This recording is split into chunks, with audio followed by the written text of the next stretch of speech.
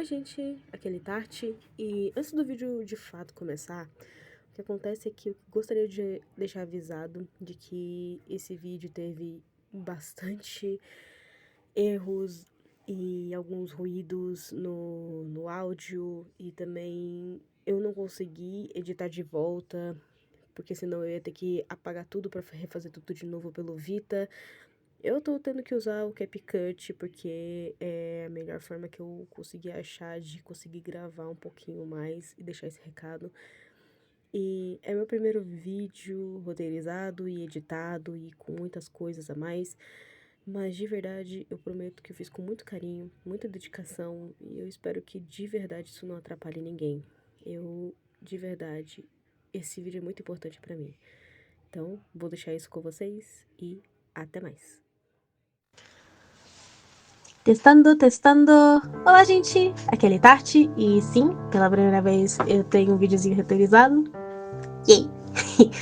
E nesse vídeo tão importante pra mim, eu estarei falando não somente de um pouco do meu canal, mas estarei falando de uma das minhas obras que fez eu construir tudo isso que eu estou levando hoje, e uma grande homenagem a essa minha obra, que é o Museu Mental.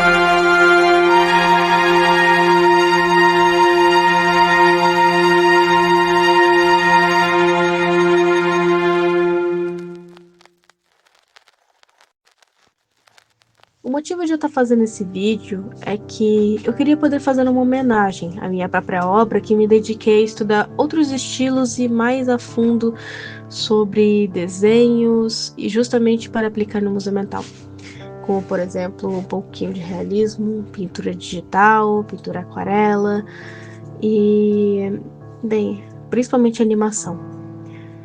Mas mais do que isso, o Museu Mental possui camadas, fases que todo artista vai passar, ou pessoa que querer se tornar um artista vai acabar passando de um jeito ou de outro. Então, para começarmos, vamos falar um pouco dos tours, né, que são como se fossem capítulos, e eu vou deixar inclusive a playlist na descrição, né? Tem a playlist no meu canal, caso vocês queiram ver, que tem todos os capítulos, os vídeos do Museu Mental, né? E o primeiro tour é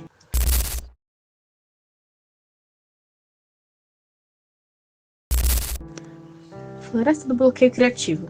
Nesse vídeo, apesar de parecer muito simplório, até demais, e até rápido demais, ele tem seu significado. O bloqueio criativo para mim é como uma floresta escura e nebulosa, onde você não consegue encontrar sua própria criatividade para lhe proporcionar mais ideias. Por não haver fontes de luz, que são a representação da inspiração de certa forma, você meio que tem que se esforçar a fazer sua fonte de luz e encontrar ele. Ah, esse carinha aqui? Sim, esse é o Jester, e mais pra frente falaremos sobre o que ele representa nisso tudo. No momento, ele apenas representa o artista passando por cada um dos círculos do museu. Enfim, a paleta de cores da floresta é simples cinza claro, cinza e preto. O bloqueio de análise não é a mesma coisa que o bloqueio criativo. Enquanto o bloqueio criativo você tem dificuldade de encontrar ideias para poder fazer suas criações, né? No caso, seus desenhos, suas artes, sua escultura, qualquer coisa relacionada à criatividade, o bloqueio de análise é a dificuldade de ter tantas e tantas e tantas ideias que você não sabe por onde começar. Então, diferente da floresta escura e nebulosa, que não tem nenhum fruto vermelho de ideia, o bloqueio de análise é representado como um labirinto, muito belo inicialmente, mas com ideias sendo representadas como rosas e frutos vermelhos que começam a pegar fogo bem lentamente. O incêndio do labirinto, para mim, foi o sentimento de inquietação e minha cabeça doendo por não saber quais das minhas ideias seguir. E ao invés de simplesmente seguir em frente ou seguir a lua, Ou seja, apenas começar sem pensar no que deve ser feito ou não. Quanto mais eu demorava para fazer, mais minha cabeça queimava de tanto pensar, e me perdendo mais ainda em um labirinto mental. Cheguei ao ponto de ter feito um short de um sentimento, que foi meu primeiro burnout criativo, que foi como se o fogo do bloqueio de análise se espalhasse para a floresta do bloqueio criativo, me causando muita frustração e ranço temporário por apenas pegar um lápis de papel.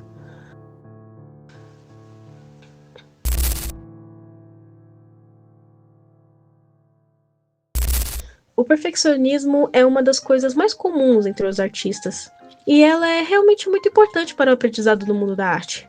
Mas muitas vezes podemos acabar achando que nossa arte nunca está boa o suficiente e exigir mais dela a ponto de tentar quebrá-la novamente e novamente, ao ponto onde ela se torna frágil demais, e não pensamos como podemos deixar certos erros serem corrigidos apenas não os cometendo na próxima obra.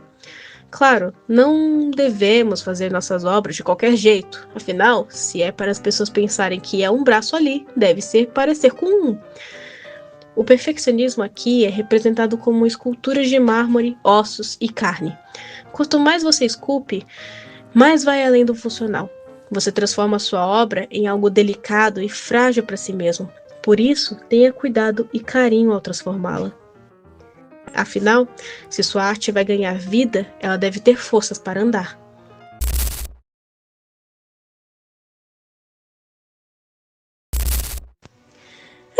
Vamos lá. Eu odeio esse daqui, mas é necessário. É a coisa mais comum que muitos artistas passam, diariamente. Desde que assisti o filme Cisne Negro, nunca mais consegui ver o balé da mesma maneira, sabe? Especialmente a história do Lago dos Cisnes. Pra mim, o sentimento mais comum sempre que vi bailarina ou qualquer artista dando o seu melhor em algo, em algum momento eles tendo suas artes rejeitadas, foi a frustração. Claro, a admiração sempre veio primeiro, mas a quantidade de vezes em que me frustrei tentando dar meu melhor e ainda assim percebendo como minha arte nunca será o suficiente para a atenção de todos, me fez criar uma empatia ainda maior por muitos artistas que tiveram pouco reconhecimento. No entanto, alguns artistas frustrados podem lidar com suas frustrações de formas diferentes. E justamente por isso, escolhi para esse tour os dois artistas mais reconhecidos como frustrados no mundo da arte em vida, mas ainda assim reconhecidos como artistas: Adolf Hitler e Vincent van Gogh. O que esses dois têm em comum e quais são suas diferenças? Adolf era um artista rejeitado na escola de artes e não conseguiu viver uma vida como artista. E Van Gogh foi rejeitado e visto como estranho de temperamento imprevisível em sua época, e suas obras mal eram vendidas para outros. Ou seja, ambos não conseguiram viver seus sonhos de serem reconhecidos como artistas, na sua época. Porém, um deles, após sua morte, ficou reconhecido como um grande artista injustiçado, enquanto como um monstro rancoroso. Enquanto um descontou suas frustrações e sentimentos em suas obras, o outro descontou suas frustrações no mundo. Bem, me lembra um pouco daquele velho ditado: morra como herói, ou viva o suficiente para se tornar um vilão. Apesar de não se aplicar diretamente esse ditado a X2, Van Gogh morreu e ficou reconhecido como artista após sua morte, enquanto Adolf ficou reconhecido como um ex-artista e um genocida. A paleta de cores de um pôr do sol ou nascer do sol é para representar os opostos, onde parece ser o único horário onde a luz e a escuridão estão ali ao mesmo tempo.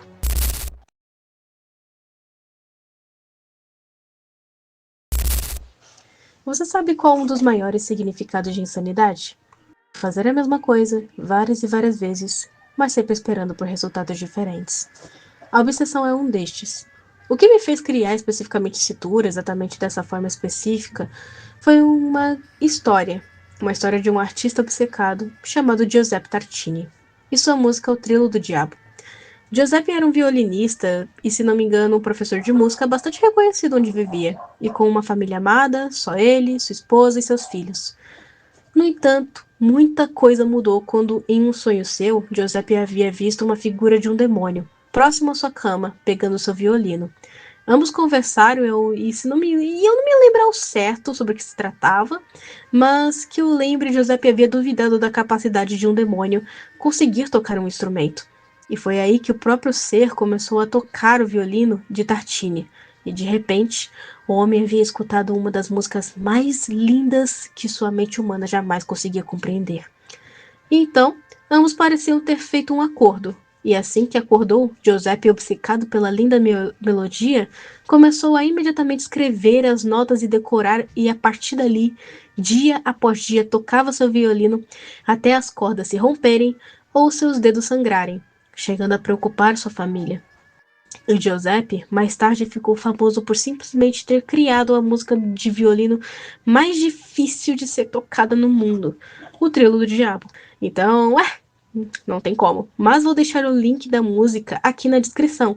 Essa música, quanto mais ela avança, mais inquieta e teatral ela fica. E os corredores do Museu Mental são infinitas portas que só podem ser abertas com sangue. E por que sangue? Bem, quando estamos obcecados com nossos próprios projetos, tendemos a acabar dando mais da gente do que a gente precisaria. Acabamos perdendo nossa essência, nossa força e até mesmo a cor do nosso mundo. A cor de nós mesmos e a cor da nossa visão, sabe? A cor da nossa vida. E a única cor que sobra é aquele projeto, como se aquilo fosse mais valioso do que qualquer outra coisa. Enquanto repetimos esse ciclo várias e várias vezes, sempre esperando ter mais alguma coisa que nunca vem. E esse ciclo só para quando damos nosso sangue para olhar para nós mesmos na janela. Reflexo.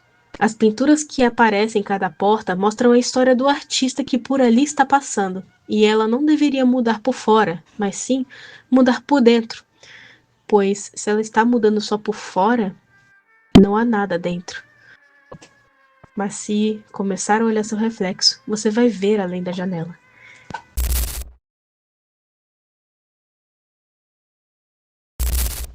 Bom, esse tour foi bastante pessoal meu, e provavelmente para muita gente. Mas imagine que você é um escritor. Você escreveu tudo à mão, com emoção, com uma linda letra, e de forma que parece uma obra-prima aos olhos dos leitores. Mas você tem um defeito, que muitos subestimam por julgar que basta você apenas escrever. Suas obras são demoradas porque exigem do seu tempo, dedicação, aperfeiçoamento, cuidado e, principalmente, sentimentos, para que ao sair para outros poderem ler, todos possam sentir o que você demonstra. Apesar de ter outros escritores mais ágeis, você ainda compreende que eles dedicaram todo o esforço deles para aperfeiçoar escrever com maestria. Mas então, uma máquina, com letras perfeitamente simétricas, escreve tudo a cada clique que você der nela. Basta saber escrever. É mais rápido, mais eficiente, melhor, e isso com o tempo substitui o trabalho artesanal dos escritores para terminar suas obras. E eles são obrigados a participar disso ou ficarão para trás. Mas por justamente ser rápida, as emoções humanas vão se perdendo cada vez mais. Muitos humanos estão dispostos a abrir de sua autonomia para distorcer suas artes e se manter na mesma velocidade dos outros. A máquina estaria disposta a abrir mão da distorção para ter autonomia e dizer que uma obra é dela? E sim, isso tudo foi um desabafo de como me senti e muitas vezes sinto. Inveja das inteligências artificiais. O sentimento é triste e repulsivo, igual a melodia no tour e a cor verde tóxica nas paredes. Chegamos ao ponto onde não sabemos distinguir totalmente o que é humano ou não. O dublador nesses episódios e em outros adiante é o Hiroshi, e eu vou deixar o link do canal dele na descrição.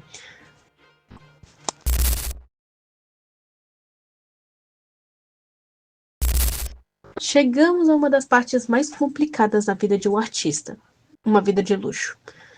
Se tem uma coisa que muito artista sempre foi conhecido é por sua estabilidade financeira. Ou seja, é muito difícil ser um artista rico e que consegue viver de suas obras de forma independente. É mais complicado do que parece. Gente, ser um artista reconhecido exige não apenas ser profissional, mas ser autêntico e chamativo. Coisa que em um lugar como a internet, com todo mundo sendo artista para chamar a atenção uns dos outros, fica ainda mais difícil. E bem, nesse tour tentei retratar de forma mais clara como vejo isso. A arte passa a ser um pouco valorizada quando se trata de torná-la comercial. Mas que escolha temos quando é por questão de sobrevivência? Escolher viver de arte é igual jogar em um cassino sem saber. Às vezes você vai perceber e receber proporcional ao seu esforço e muitas vezes não. Às vezes você não recebe proporcional ao seu esforço. E colocar comida na mesa todo dia com isso se torna uma das tarefas cada dia mais complicada. Ser artista é estar ciente dessas dificuldades e mesmo assim continuar, porque a verdadeira moeda para comprar uma arte é a atenção.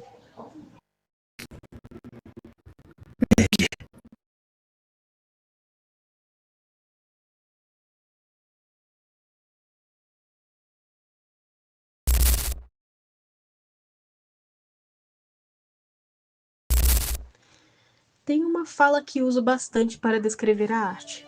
Arte é processo e intenção. Sem um destes, uma obra mal pode ser chamada de arte. O que isso significa? Significa que para uma obra ser vista como arte, ela precisa ser compreendida como uma imagem e depois com uma intenção. Se eu pedir para você desenhar uma maçã sangrando, o processo é como você vai fazer essa maçã. Ela vai ser realista? Cartoon? Digital? Esculpida? Com mordidas marcando a casca? Onde você vai colocar ela? Onde ela vai ser feita? E acima de tudo, o que ela vai significar? O processo é fazer uma obra com um processo esforçado e delicado às vezes, que transmite sua intenção nunca feito de qualquer jeito, pois uma mensagem em uma obra não deve ser passada de qualquer jeito, pois podem interpretar de todas as formas e de qualquer jeito também. É como uma linguagem. A intenção está mais no significado. Uma maçã sangrando pode significar que ela está podre, ou amaldiçoada, ou alguém que a mordeu é tão frágil que ao morder uma maçã existe sangue. Mas conhecendo o artista você entende até muito mais profundamente. No Teatro das Intenções, as ideias são representadas como maçãs. Diferentes cores, gostos, mas sempre maçãs, simbolizando o fruto proibido do conhecimento do bem e do mal. As ideias possuem um ciclo: o descobrimento, a fantasia e a realização. O descobrimento é quando um artista encontra referências no mundo ao seu redor. Ele sabe que existe uma maçã, ele sabe que ver sangue significa algo ferido ou morto. Ouviu falar da história de Adão e Eva. E o artista tem a reflexão sobre o colher o que se planta. O descobrimento é a semente da maçã que é plantada na mente de um artista. A fantasia é a construção, a junção desses descobrimentos e conhecimentos em uma só, onde a semente cresce e se transforma em novas ideias, em brotos, que aos poucos vão gerando mais e mais. E a realização é o ato de tornar aquela fantasia em realidade, um fruto do conhecimento que sangra. É o fruto na qual tu plantou, uma ideia morta e podre. Você pode comer do fruto da árvore na qual você plantou e estar ciente que você colheu o que plantou. Você criou uma arte representando aquilo tudo que você conhece com a intenção de algo. E a semente que você cospe gera mais os frutos semelhantes que você colhe. O processo é a plantação de um novo ciclo de ideias, e a intenção é o que essas ideias terão em comum, mas nunca sendo as mesmas.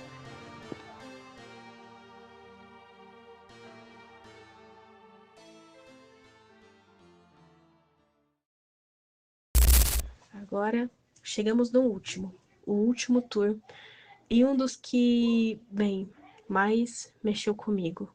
Não só pela forma como eu criei, nem o que eu me dediquei, mas pela falta que teve de atenção. Último, o quarto da depressão. Neste eu não vou me estender tanto. Há muito tempo eu vi um vídeo que falava perfeitamente bem o que significa às vezes você ter depressão grave, a ponto de querer ir de Vasco. É como um incêndio na sua mente. Você está no local que deveria ser seu maior porto seguro. O seu quarto, uma sala, um banheiro, qualquer lugar que você se sente seguro e confortável. E de repente, aos poucos, um incêndio se instaura no local. Você está cercado, sendo sufocado pela fumaça, e sua única saída é a janela. E em um ato de desespero, não conseguindo encontrar ajuda para se salvar, você se joga para a escuridão. Você não pensa no que tem do outro lado ou o que vai deixar para trás fazendo essa escolha.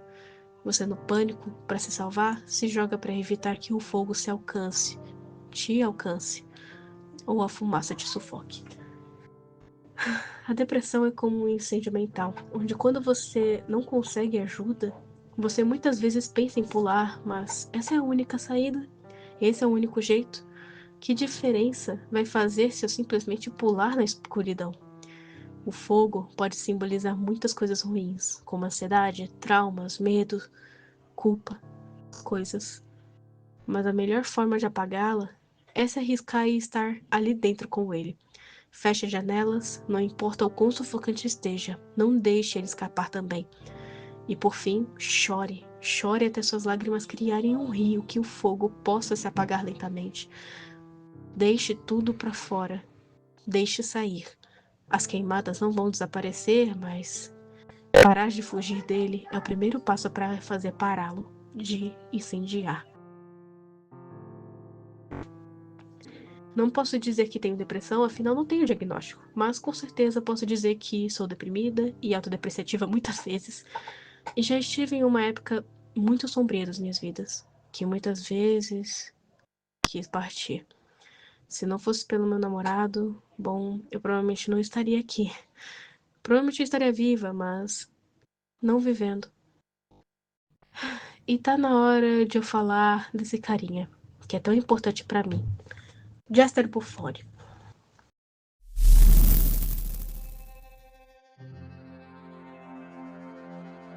Esse bobo da corte, de cabelo Chanel, loiro e roupas vermelhas bufantes, listradas e com uma cauda com guizos feitos de sombra, o que ele é?